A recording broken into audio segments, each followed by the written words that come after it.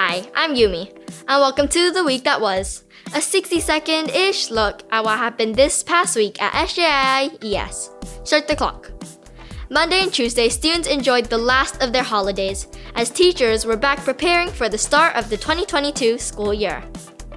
Wednesday, grades 1 to 6 returned to school, sharing their excitement with new teachers and friends. The virtue of this week, friendliness. Thursday was the turn of the prep classes to arrive back in school, with everyone continuing to settle into their new routines while learning more about one another. Friday, a short first week back at school of 2022 came to a close, with everyone eagerly anticipating what was in store for another action-packed year ahead, before packing their bags and heading home.